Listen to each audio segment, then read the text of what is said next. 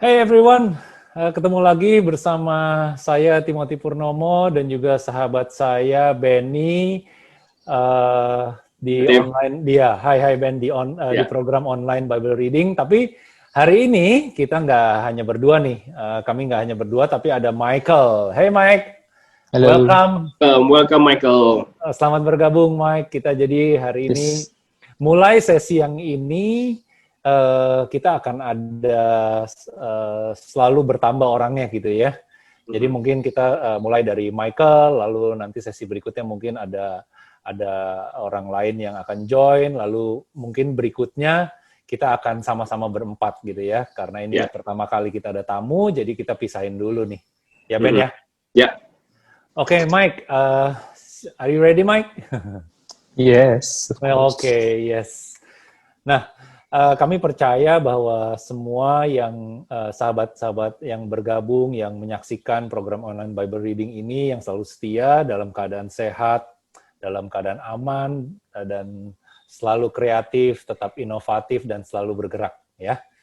Karena bergerak maksudnya apa nih? Bergerak adalah kita tidak tinggal diam, lalu kita terhimpit oleh zaman, terhimpit oleh keadaan, kita justru bergerak karena kita tahu bahwa kita punya Roh Kudus di dalam kita yang senantiasa akan mengiringi langkah kita, memberikan pemikiran-pemikiran baru dan perubahan hidup. Ya? Oke. Amin. Ben, seperti biasa, apa nih Ben yang lagi di-highlight dari account apa maksudnya sih ya? Gitu. Apa nih yang lagi dilihat nih keadaan zaman sekarang nih Ben yang jadi highlight? Yang jadi highlight gue sih masih tetap karena berdiri di pelayanan parenting, jadi gue ada keresahan sendiri dengan apa yang terjadi di sekitar kita kan, yang seperti yang terakhir gue pasang tuh, yang tentang ada program kayak kurikulum di dunia western sana, bahwa ya dari drag queen itu mereka jadi kayak ada ekstrakurikuler gitu loh, Tim. Ngerti nggak? Ekstrakurikuler tapi dibawakan oleh drag queen. Nah, untuk teman-teman yang nggak tahu drag queen, yaitu kayak transseksual yang mereka mau menyampaikan sih isinya bahwa menerimalah keadaan sesama apa adanya gitu. Nah, cuman pada saat itu terjadi kan kita berdasarkan kebenaran firman Tuhan, kita harus benar-benar bisa membedakan gitu loh, mana yang benar, mana yang hampir benar gitu. Ya kan, kadang kita cuman karena acceptance kita lihat ini ada pergerakan seperti ini ternyata gitu loh. Mereka memasukkan hal-hal seperti ini di dalam kurikulum pendidikan anak-anak kita. Tapi ini terjadi di Western yang sudah benar-benar belak-belakan. Gitu. Nah itu sih yang gue lagi sorot ya kemarin itu di apa maksudnya sih, Tim?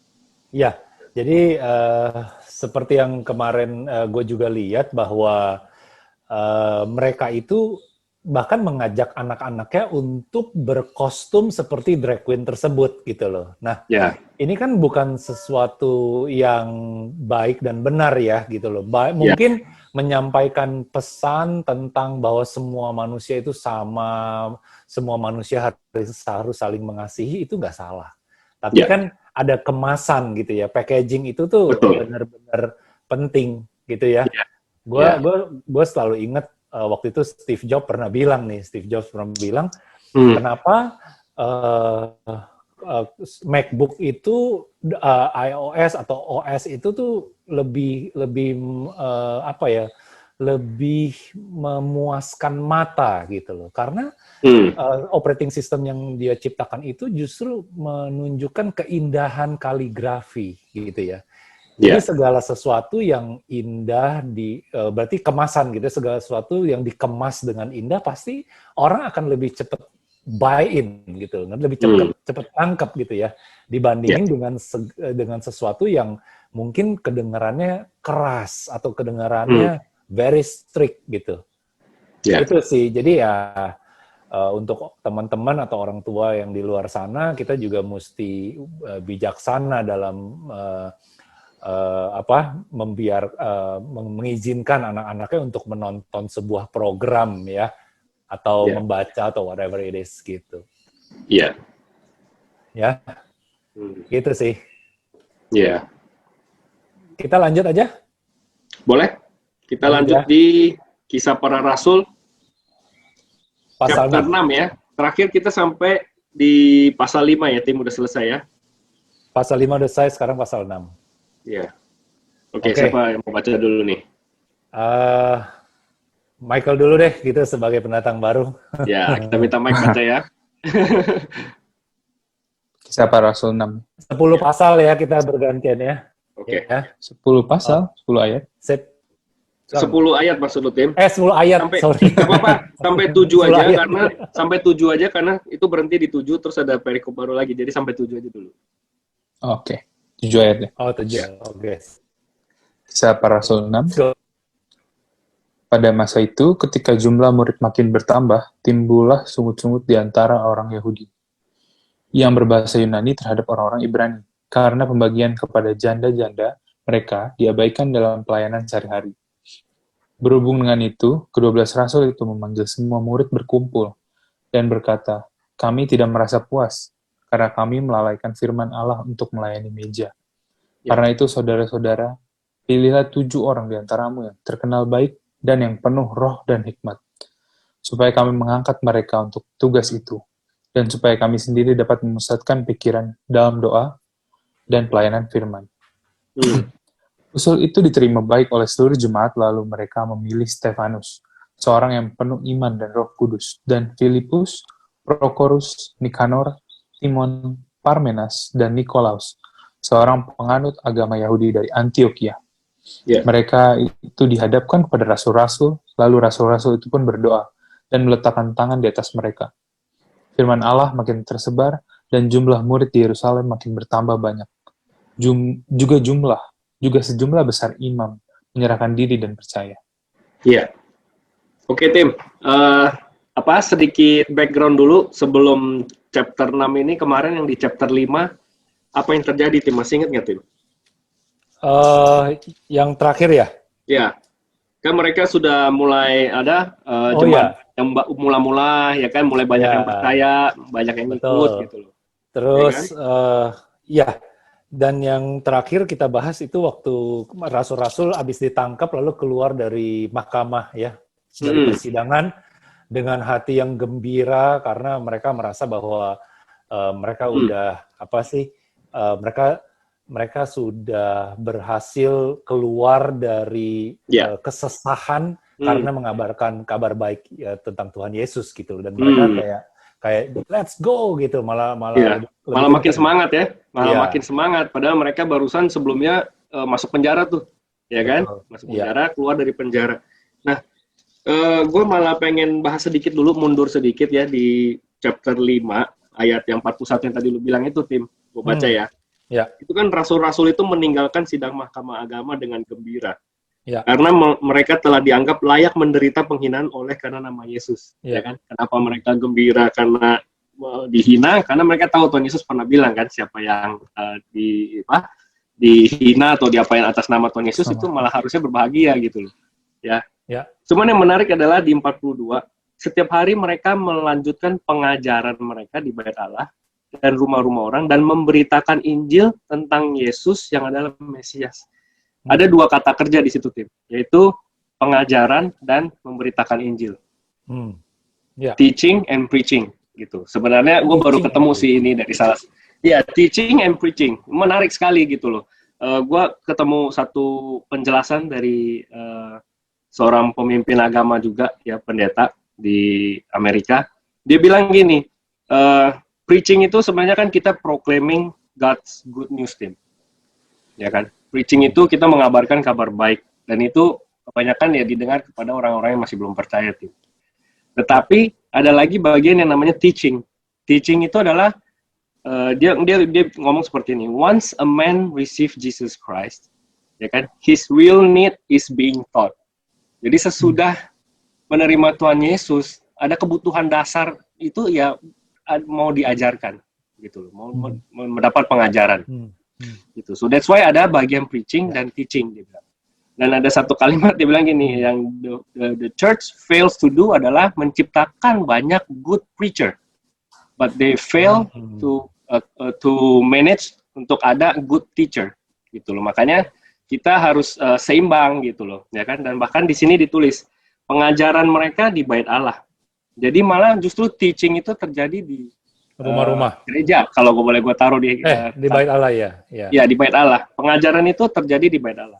Dan Sedangkan memberitakan Injil itu ya di rumah, di luar gitu. Ya, preaching itu sebenarnya malah dilakukan di luar, kayak kita lagi ketemu siapa, in our daily life itu preaching. Ya, jadi ada dua kata kerja itu. Menurut gue ini bagus, jadi kita keep in mind aja. Lalu untuk teaching and preaching ya. Ya, teaching and preaching. Lalu untuk yang chapter 6 yang tadi dibacakan oleh Mike gitu. Kira-kira apa yang didapatkan? Mike atau Timothy juga oke lah. Ya. Mike, apa yang didapat Mike dari yang kita baca 7 ayat itu, Mike? Kalau dari 7 ayat ini sih masih kayak baru introduction gitu ya. Dari untuk masuk ke cerita baru. Tadi ada yang disuruh memilih 7 orang untuk pelayanan. Ya.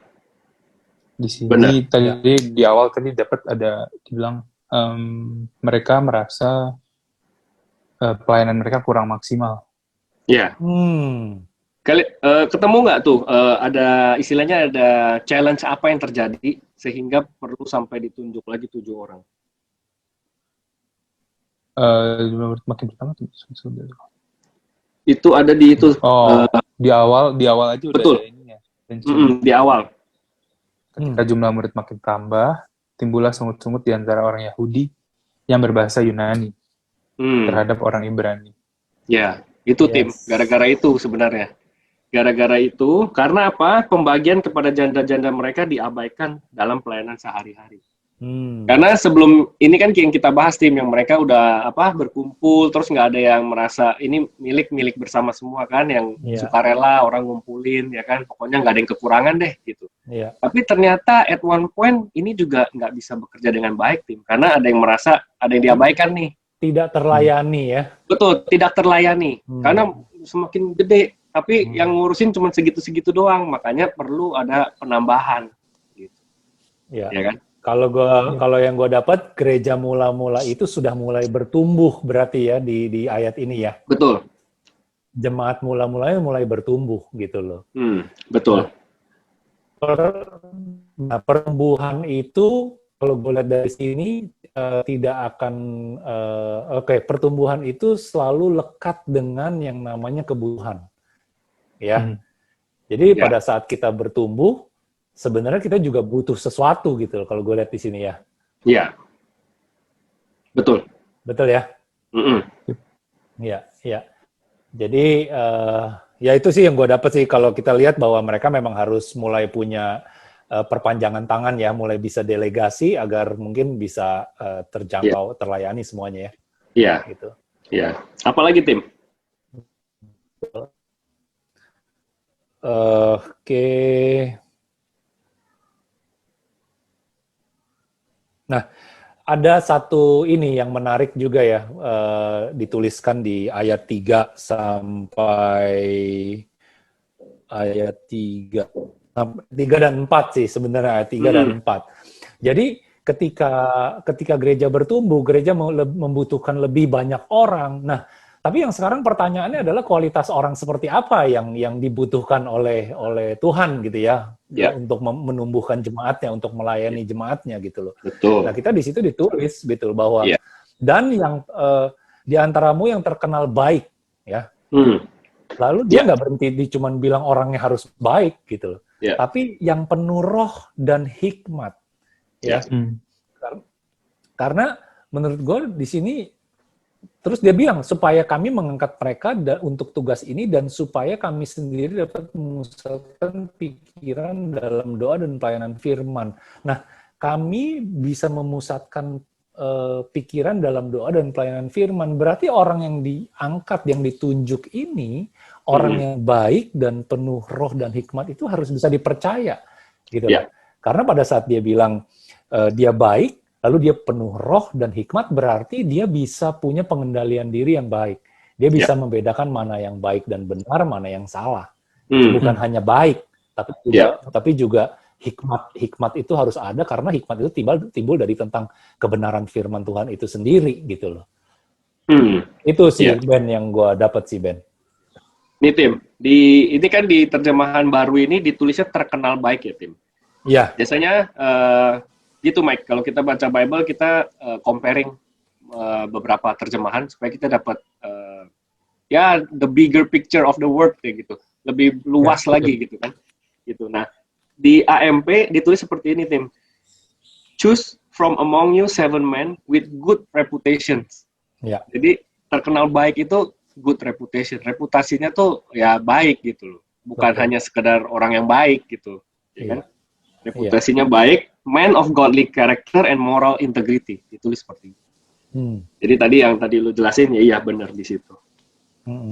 Nah, ada lagi yang menarik ini adalah yang dimana kalimat ini nih. Di ayat keempat, Tim. Supaya kami sendiri dapat memusatkan pikiran dalam doa dan firman, pelayanan firman. Artinya ini setiap dari kita sebenarnya kita harus punya top priority ini gitu loh. Ya kan? Berdoa dan firman. Ya. Gitu.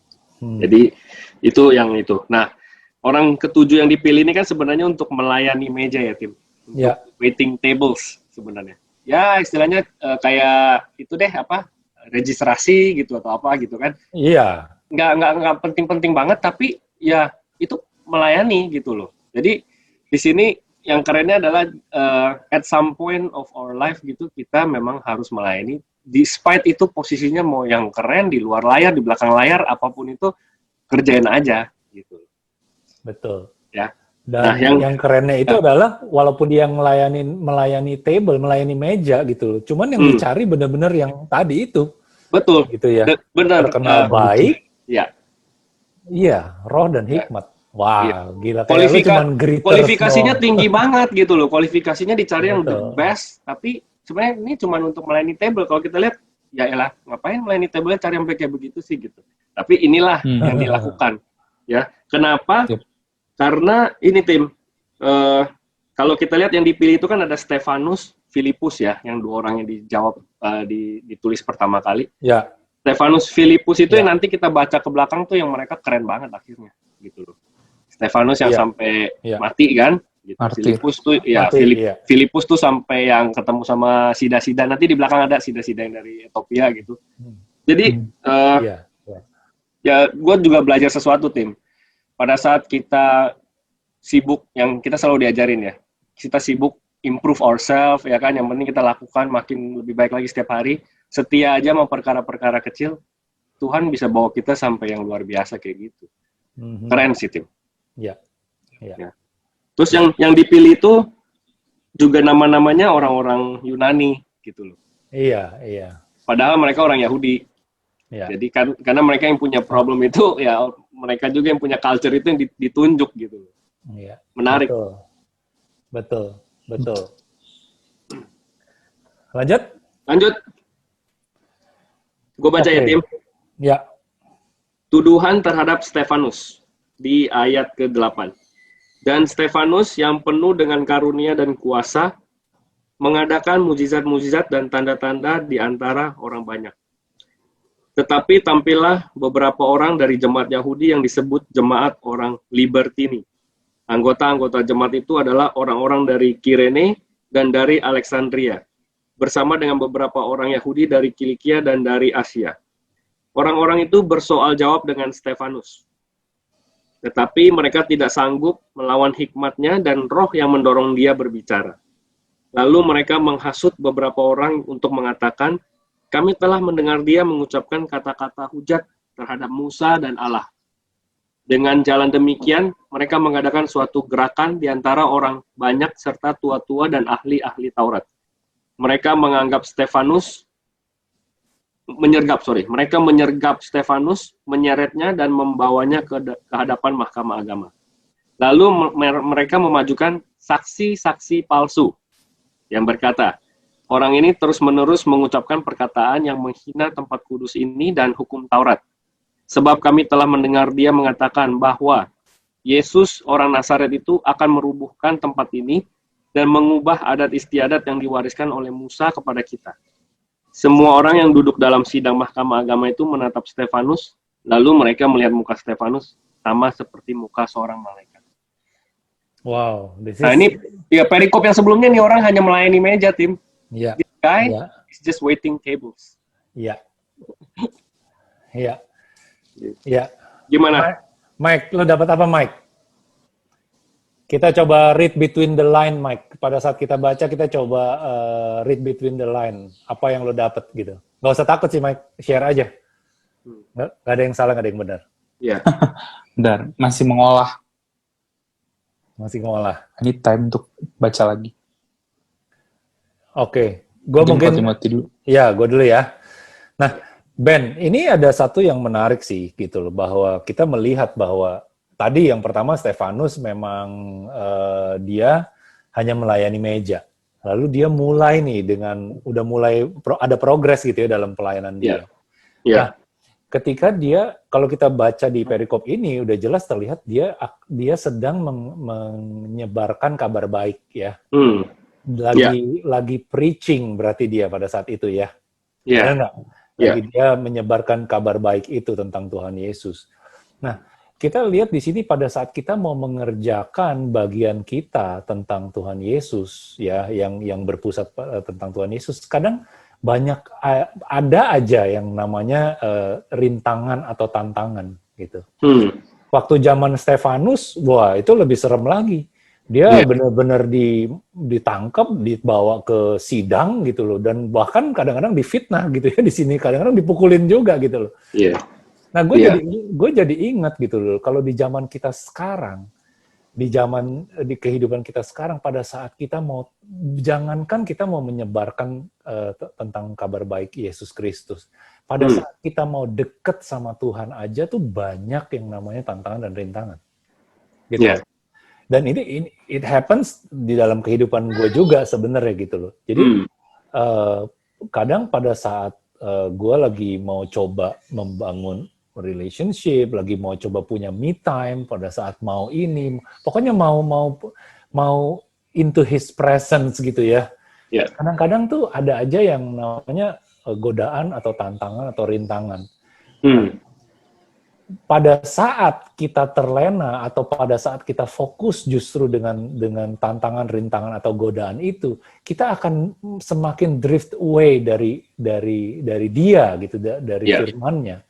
Nah, sama seperti Stefanus ini pada saat kita baca ini, andaikan rasul-rasul yang dari sejak pasal 5, lalu Stefanus yang sekarang lagi di depan mahkamah di dalam pengadilan ini juga gitu loh. Kalau dia sudah ditangkap ini terus dia jadi takut, dia jadi drift away, maka preaching itu tidak akan terjadi, proses penyebaran kabar baik itu tidak akan terjadi, akan terhenti di sana. Sama juga pada saat kita mau dekat sama Tuhan gitu loh. Kalau kita fokus sama kesibukannya, challenge-nya, dan nggak akan terjadi gitu loh. Itu yang gue dapet sih. Keren ya. Maksudnya makanya dari awal itu kualitasnya itu perlu diuji dulu gitu loh, ya kan? Jadi nggak gampang menyerah sampai di tengah jalan, karena ya kayak yang Tuhan bilang gitu, yang tentang fox has holes itu loh, Tim. Ingat nggak? Yang dia bilang kalau mau ikut, ya kan, mau taruh kepala aja nggak ada tempat. Itu artinya tuh dia mau kasih tahu nih resikonya nih ke depannya tuh ada gitu. Tapi dia akan menyertai bersama kita terus gitu. Jadi ya itu supaya nggak gampang menyerah di tengah jalan. Betul. Dan gue jadi ingat gitu loh apa yang Rasul Paulus itu katakan di 2 Timotius 1 ayat 6 sampai 7. Gitu loh. Gue baca ya tentang yang TSI ya, terjemahan sederhana Indonesia. Oleh karena itu saya mau mengingatkan kamu supaya terus memanfaatkan dan meningkatkan kemampuan rohani yang diberikan Allah kepadamu pada saat saya meletakkan tangan saya atasmu. Kemampuan itu seperti api yang tidak dibiarkan padam, tetapi perlu terus dinyalakan. Karena ketika Roh Allah memimpin hidup kita, kita tidak perlu takut atau malu. Sebaliknya Roh itu akan menambah kemampuan kita untuk hidup dengan kuasa, penuh kasih dan penguasaan diri. Gitu. Itu kayak, wow, keren banget gitu loh. Itu yang terjadi sama Stefanus ini gitu loh. Gue yakin Iya. itu yang terjadi sama dia gitu kan. Iya, betul. Ya ya, maju aja terus gitu loh, ya kan? Nah, jadi kadang-kadang kita juga kalau ini gue kadang-kadang merasa ya diri gue pada saat gue mau ngomong tentang kebaikan Tuhan tuh kadang-kadang ada rasa suka nggak enak, suka takut dibilang lu ngomong tentang Tuhan melulu gitu.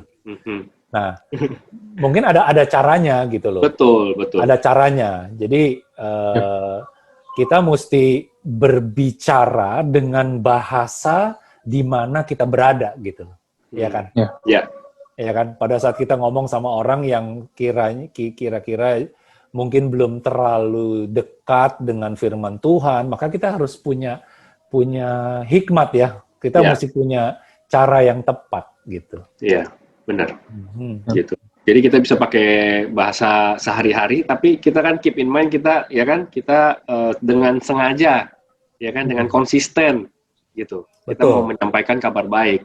Tapi how to-nya ya tergantung masing-masing punya kreativitas dan hikmat yang dikasih gitu at that moment. Iya. Yes. Ya, gitu. Ya. Lanjut. Oke.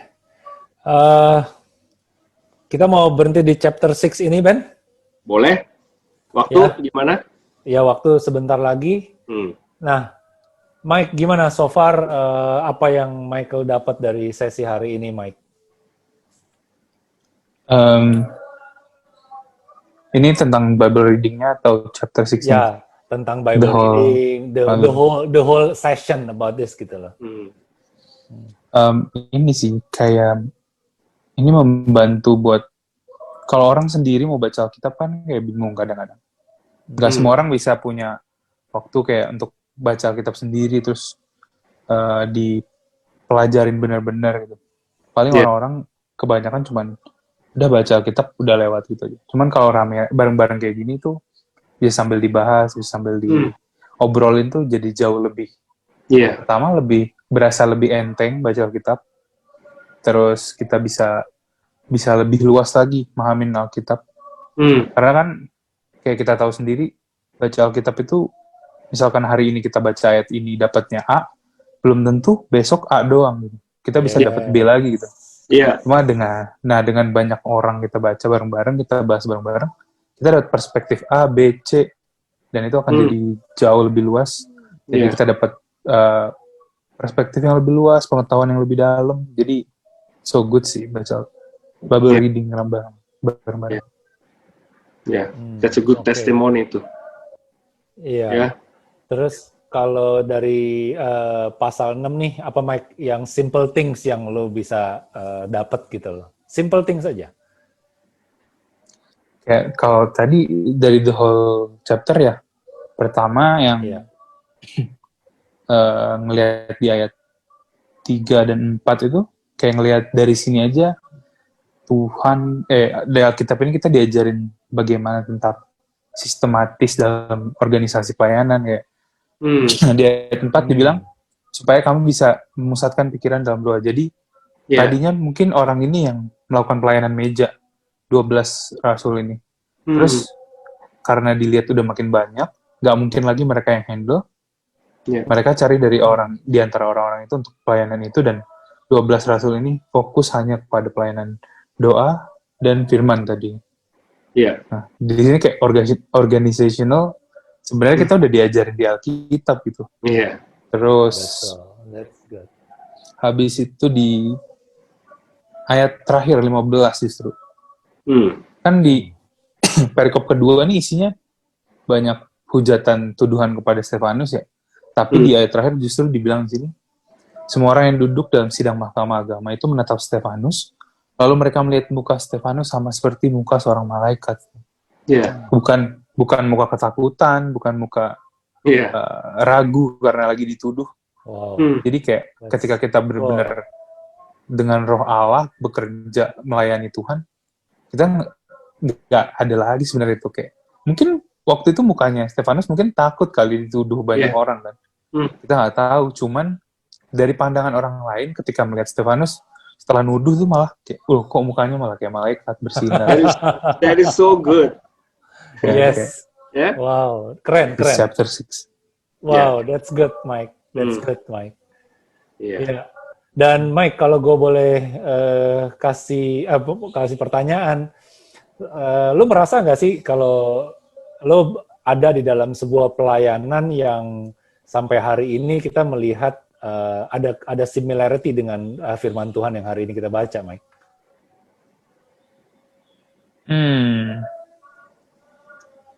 Somehow iya sih. Ya, ya, Berasa. ya. Tuh. Oke. Ben bisa dengar suara gue? Bisa. Ya, ya. Jadi mungkin sampai hari ini kalau kita ada di dalam pelayanan atau ada di dalam gereja gitu ya, di gereja manapun, kalau kita melihat segala sesuatu yang memang kembali lagi ke Bible ya, so far apa yang dilakukan adalah baik dan benar gitu ya. Jadi kita melihat aja bagaimana cara gereja itu memanage jemaatnya, gimana para pemimpin gereja tersebut mengajarkan sesuatu ya, bagaimana mereka juga walk the talk, itu semuanya biasanya akan terlihat dari akan terefleksi gitu apa yang terjadi lalu dengan firman Tuhan yang ada gitu. Iya. Ya, dimanapun gereja kita gitu loh. Iya. Betul. Oke, Mike, Ben. Ya. Ada thank you so much. Tapi sebelumnya Benny ada yang mau disampaikan? Enggak, cukup, Tim. Cukup keren ya. Tadi Michael tutup dengan ayat 15. Kita berdua justru nggak lihat tentang hal itu, tapi Michael justru lihat hal itu gitu. Iya. Yes, that's cool. So Mike, see you di session berikutnya. Ya. Yep. I hope, we hope that lo bakal stay terus kita bisa baca bareng. Iya. Ya. Thank you so much Ben, Mike, untuk hari ini. Thank you, Tim. Thank you. Tetap selalu sehat, selalu jaga kesehatan ya, lalu selalu tetap berkreasi, kreatif, inovatif dan selalu bergerak. God bless you. Bye bye. God bless. Bye bye. Bye. God bless.